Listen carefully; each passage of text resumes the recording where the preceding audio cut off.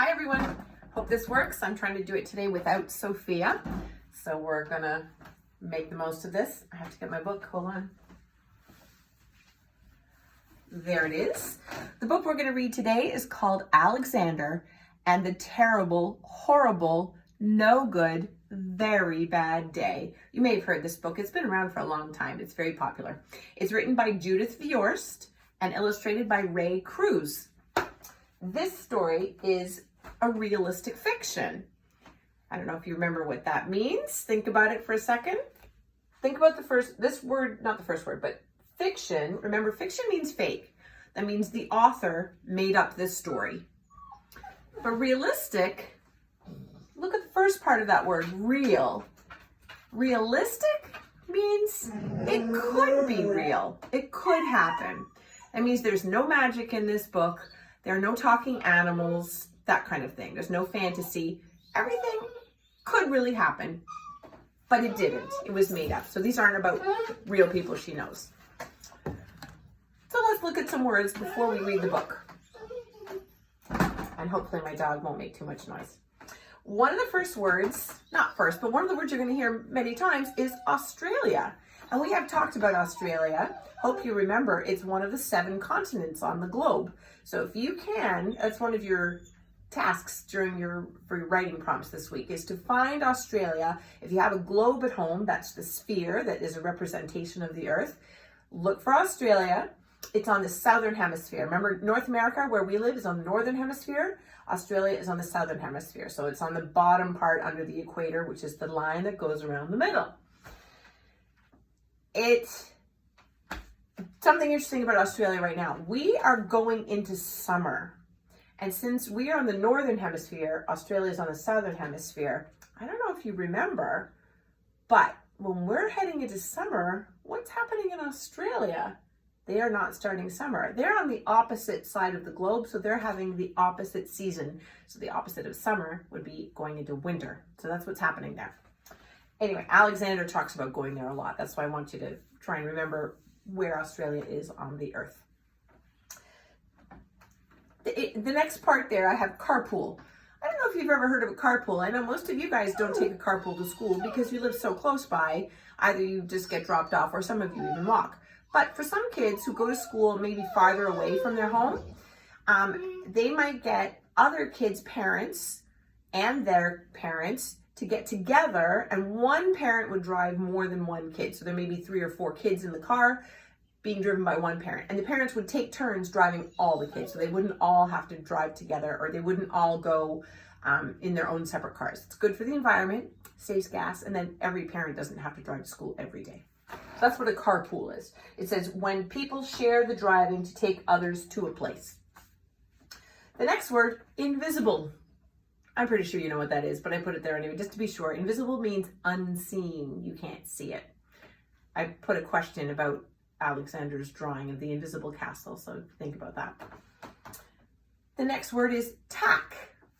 A tack is a small short pin, and it has a round end on it, and people use it to put papers up on bulletin boards.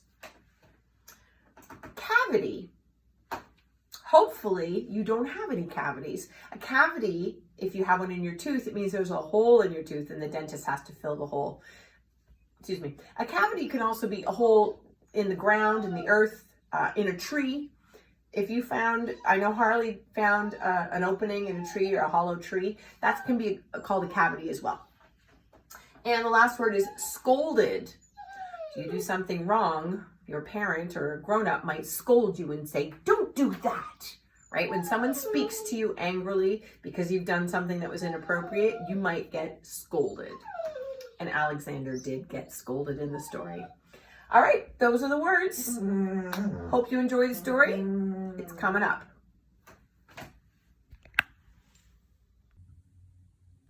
Alexander and the Terrible, Horrible, No Good, Very Bad Day. Written by Judith Viorst, illustrated by Ray Cruz.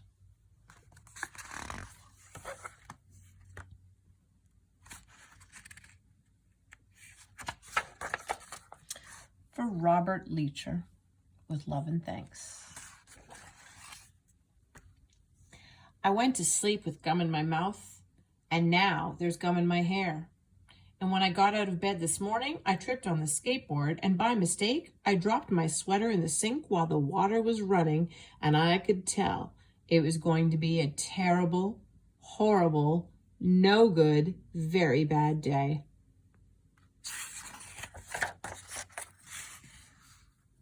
At breakfast, Anthony found a Corvette Stingray car kit in his breakfast cereal box, and Nick found a junior undercover agent code ring in his breakfast cereal box. But in my breakfast cereal box, all I found was breakfast cereal. I think I'll move to Australia.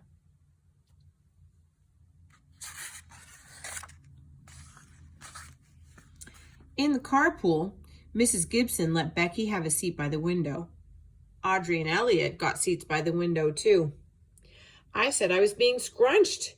I said I was being smushed.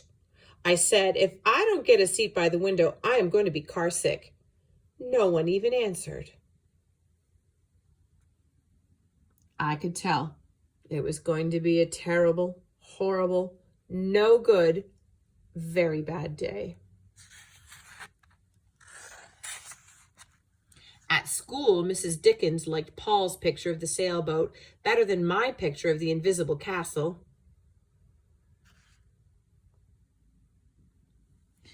At singing, she said I sang too loud. At counting time, she said I left out 16. Who needs 16? I could tell it was going to be a terrible, horrible, no good, very bad day. I could tell because Paul said I wasn't his best friend anymore. He said that Philip Parker was his best friend and that Albert Moyo was his next best friend and that I was only his third best friend. I hope you sit on a tack, I said to Paul. I hope the next time you get a double-decker strawberry ice cream cone, the ice cream part falls off the cone part and lands in Australia.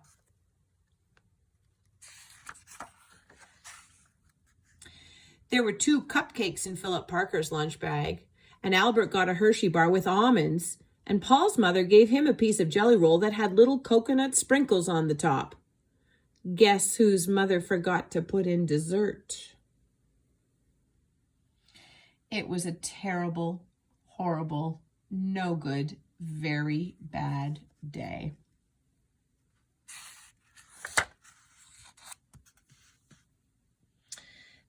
That's what it was, because after school my mom took us all to the dentist and Dr. Fields found a cavity just in me. Come back next week and I'll fix it, said Dr. Fields. Next week, I said, I'm going to Australia.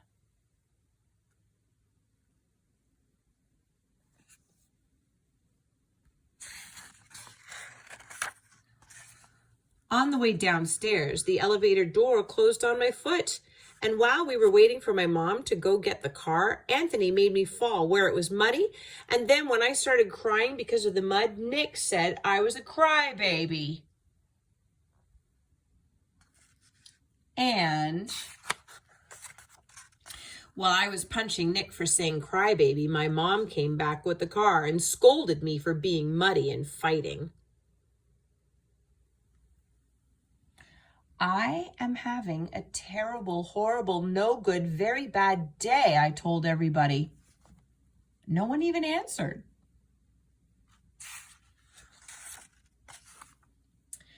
So then we went to the shoe store to buy some sneakers. Anthony chose white ones with blue stripes. Nick chose red ones with white stripes. I chose blue ones with red stripes, but then the shoe man said, we're all sold out. They made me buy plain old white ones, but they can't make me wear them.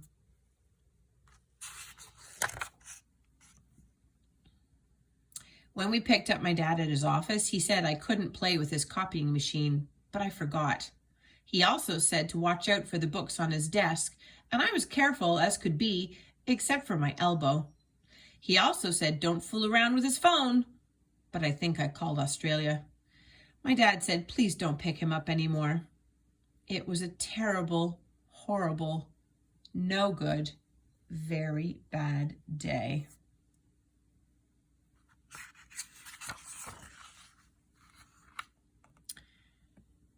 There were lima beans for dinner, and I hate lima beans. There was kissing on TV, and I hate kissing.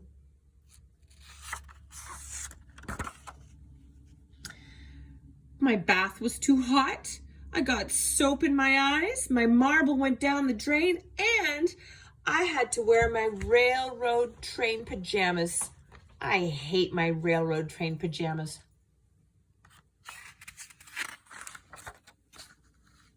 When I went to bed, Nick took back the pillow he said I could keep, and the Mickey Mouse nightlight burned out, and I bit my tongue. The cat wants to sleep with Anthony, not with me. It has been a terrible, horrible, no good, very bad day. Mom says some days are like that, even in Australia.